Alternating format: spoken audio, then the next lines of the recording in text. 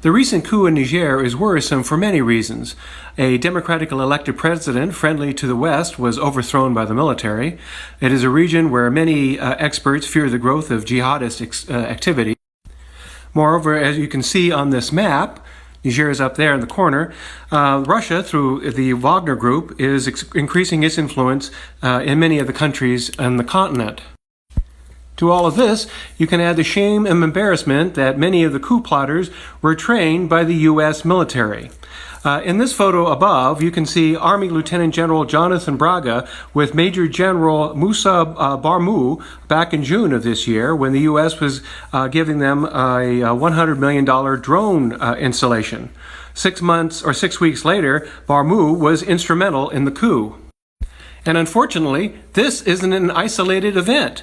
Niger is just one of several West African countries where U.S. military-trained officers have seized control just since 2021. This includes countries like Burkina Faso, Guinea, and Mali.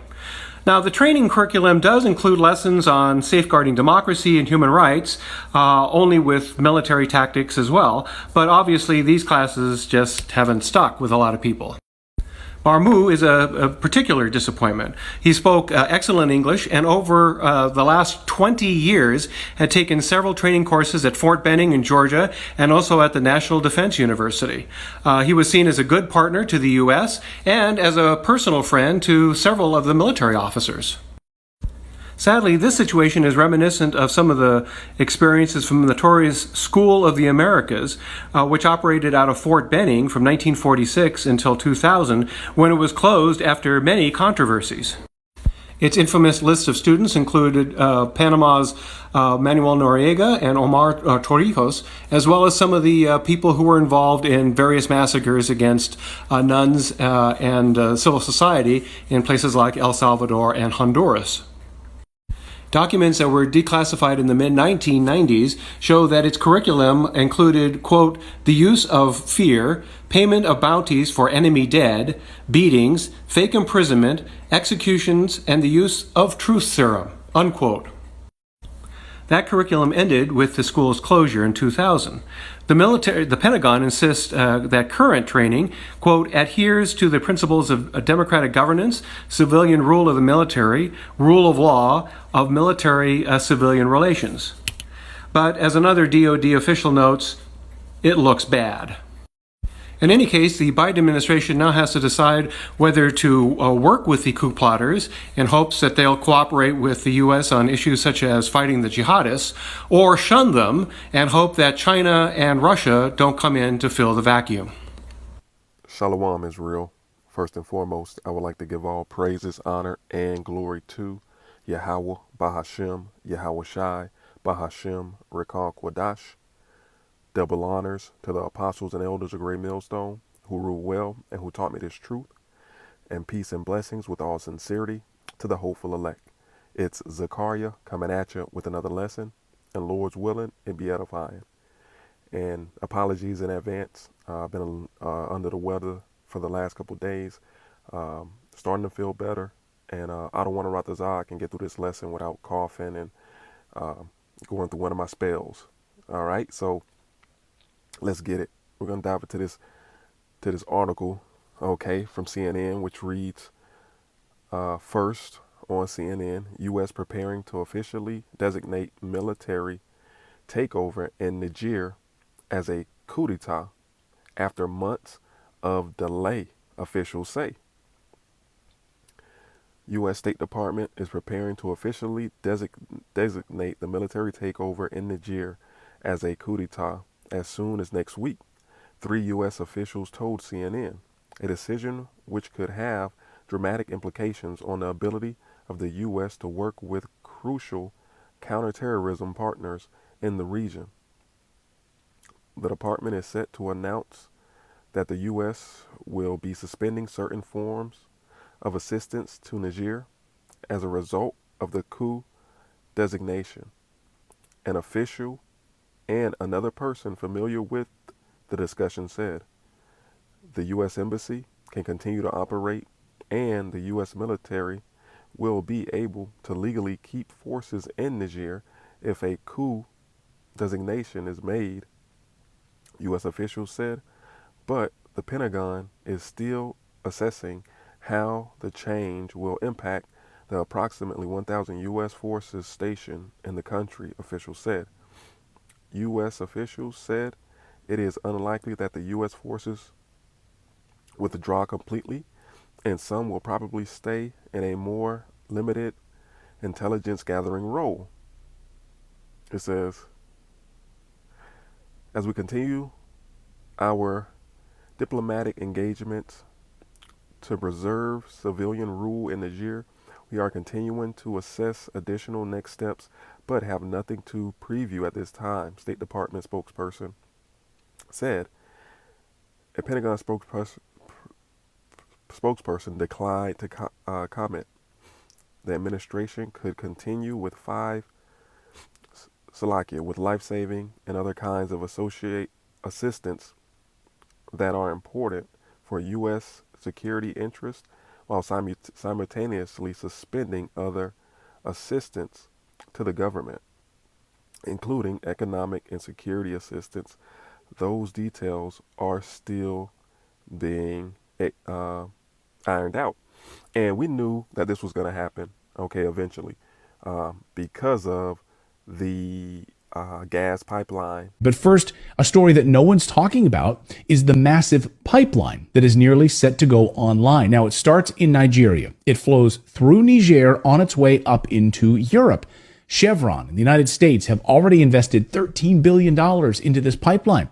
And guess what, guys?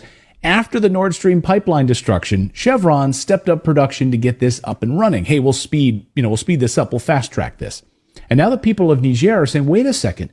Why are we going to allow a pipeline to flow right through our country so Europe can have natural gas? You are doing nothing for us. You continue to steal from us. Sorry, no more pipeline. This is why Europe is terrified this morning. The United States already blew up the Nord Stream pipeline, put their own pipeline into action in Africa. Smart business move, right? We'll just blow up the competition. Imagine Walmart doing that to Target stores. Yeah, we're just going to blow up those stores. Now you got to shop at Walmart. And now Niger is saying, hey, sorry, you're not going to use our country to transport your natural gas into Europe. Get out of here. So Europe is facing catastrophe with no Nord Stream pipeline coming from Russia any longer. And now the threat of this pipeline being shut down through Africa. Continuing on, Nigerian military leaders overthrew the democratically elected president Mohamed Bazoum in July. But unlike some allies, the U.S. had been reluctant to formally label the takeover as a coup. Right. Because it was like, as long as this gas pipeline goes as planned and this coup doesn't affect U.S. business, they just kicking out these French soldiers, we're not going to label it a coup. Okay? Because it is a legal designation that will require the U.S. to restrict certain forms of foreign aid to Niger, most notably security assistance funding for Nigerian forces. The coup designation could result in U.S. funding and support for Nigerian military being cut off, which the U.S. military has sought to avoid, even as France announced last week that it was pulling all of its troops out of the country by the end of this year. The U.S. has worked to support Nigerian forces for a decade to bolster their fight against terrorists in Africa's Sahel region. Right, and it's always terrorists somewhere, all right? And 9 out of 10 times, the terrorists come from organizations that America has set up, okay, to assist their agendas, all right? So, and the U.S. has several bases inside Niger from where it conducts counterterrorism operations, all right? So then, let's jump down. It says, but U.S. law requires that funds appropriated by Congress for training and equipment for foreign military must be restricted in the event that a duly elected country's leader has been overthrown by a country's military. Right. When that puppet president that America has set up in your country gets overthrown and things don't go America's way, they cut funding and cut support to your country. Okay? It says, there has been frustrations in Congress with the administration's lack of communications with the Hill. All right, and we're going to jump down to here. It says the U.S. military in Niger is one of the main reasons why U.S. held off so long on legally declaring the situation a military coup d'etat, instead engaging in extensive diplomacy to try to reverse Nigerian military takeover. All right.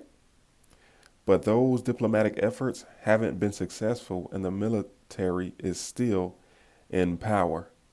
All right. I think I'm going to end it on that with this article. Let me just scroll down a little bit. All right. All right. So that's it that we're going to take from this article. So now let's bring out some precepts. All right. This is Isaiah chapter 10 and verse 1. It reads, woe unto them that decree unrighteous decrees and that write grievousness which they have prescribed. Right, because this is what America, Babylon the Great do. This is what they do, man. This is what the Edomites do. Okay, with the stroke of a pen, they write laws, they amend laws, and they even write laws that apply to these other nations, man. You know, and there's consequences and stipulations in them for you breaking them, and it just is what it is, man. They have the power to do so. It says, woe to them, woe meaning destruction, that decree unrighteous decrees and that write grievousness which they have prescribed, to turn aside the needy from judgment and to take away right from the poor of my people, that widows may be their prey and that they may rob the fatherless. And that's what they do, man. These Edomites, they go through these other nations and rape, rob, plunder, and steal. Okay, and they never have enough, man. Their bellies are never filled. And let's read it one more time in the NLT. And it reads, what sorrow awaits the unjust judges and those who issue unfair laws. They deprive the poor of justice and deny the right of the needy among my people. They prey on widows and take advantage of orphans. Yeah, man, they don't care. All right. And from there, let's go to Obadiah 1 and 7. Okay, because all the men, okay, the military men that America has gone into these other countries and set up garrisons and military bases and trained these fighters, you know, how to train them in, military warfare, the different tactics that the U.S. uses. They have turned on America. All right. And this is Obadiah 1 and 7. All the men of thy confederacy have brought thee even to the border. The men that were at peace with thee have deceived thee. Right. In the clip that I played prior, man, going into this Nigerian military captain, leader, whatever you want to call them, they thought they were on first name basis with Buddy, and they were cool, and he was the perfect puppet that they could manipulate and set up. And soon as he got the chance, he was a vital piece of the coup d'etat taking place. All right, he helped. He set him up, man. So it says, all the men of thy confederacy have brought thee even to the border. The men that were at peace with thee have deceived thee. Yeah, but he deceived thee. And then even in the clip that I showed, they mentioned a couple other different places, like 3 or 4 more other different places where trained military men from trained by the U.S. and these other nations have also did the same thing. The men that were at peace with thee have deceived thee and prevailed against thee. They that eat thy bread have laid a wound under thee. There is none understanding in him. Right. They laid a wound. Okay. And this wound is definitely going to hurt, man. All right. Because this gas pipeline flowing through Niger is extremely important to the EU. All right. It's going to be a cold winter without that gas pipeline being completed and sending gas over there. All right. So beautiful, man. Everybody's turning on America, Babylon the Great. They turning on this whore, man. All right. From there, let's go to Habakkuk chapter 2. I'm going to start at verse 4. All right. Because this is going to tell you why they're turning on Esau, Edom. All right. The self-proclaimed white man. Habakkuk 2 and 4. It reads, behold, his soul, which is lifted up, is not upright in him. Right. He just can't get right. You know, they're teaching these other nations all their underhanded, conniving military practices, you know, that they use to get things done. And you saw when the gentleman spoke about the school from 2000, that all these things that that they do are unhumane. These other nations are finding these things out, and they know. They're like, man, this dude is off. These Edomites are off, man. Their practices are off. Their thought process are off. So it's nothing for these other nations to betray you. They just have to be around you and see how you move, and they know that something's not right. And it's your soul. Pertaining to Malachi 1 and 4, you're the wicked that the Bible speaks of. So it reads, behold, his soul, whose soul? Esau's soul. Behold, his soul, which is lifted up, is not upright in him, but the just shall live by his faith. Salakia. Yea, also, because he transgresses by wine, his wine, what? His philosophies, his ideologies. Okay. His way of life, man. Democracy. Okay. Yea, also because he transgresses by wine, he is a proud man, neither keepeth at home, always in another person's land, telling them what they can and can't do. Always another person's land, talking about he trying to help them stop terrorism. It's always an excuse why America, Babylon the Great is in another person's country. He is a proud man, neither keepeth at home, who enlarges his desire as hell. Right, his desire is as hell. Niger is like, ever since, you know, France came into the country, they've been stealing from them. All right? Taking all the assets that land has to offer and keeping them to themselves. You know, just look up first right of refusal. It says, who enlarges his desire as hell and as death and cannot be satisfied. Right? He cannot be satisfied. This man is never going to leave your country until it's dry as a bone, till there's no resources left. But gather unto him all nations, and heapeth unto him all people. Shall not all these take up a parable against him, and a taunting proverb against him, and say, woe to him that increases that which is not his. How long? Right, man. The world is tired of this man raping, robbing, and murdering and taking what he wants. How long? And to him that ladeth himself with thick clay, right, thick debt, abadia in the Hebrew. It says, shall they not rise up suddenly that shall bite thee, and awake that shall vex thee, and thou shalt be for booties unto them? Because Thou hast spoiled many nations. All the remnant of the people shall spoil thee, because of men's blood, and for the violence of the land, of the city, and all that dwell therein. Right. These nations, man, are about to spoil America, Babylon the Great. You see, all these nations are coming together and joining the BRICS nations: Russia, Brazil, Russia, India, China, and South Africa. Man, they're coming together, and they're the enemy of my enemy is my friends, and expect more. Okay, nations to turn. All right, to turn on this whore. All right, man. Lord's willing, this was edifying. Shalom, Israel.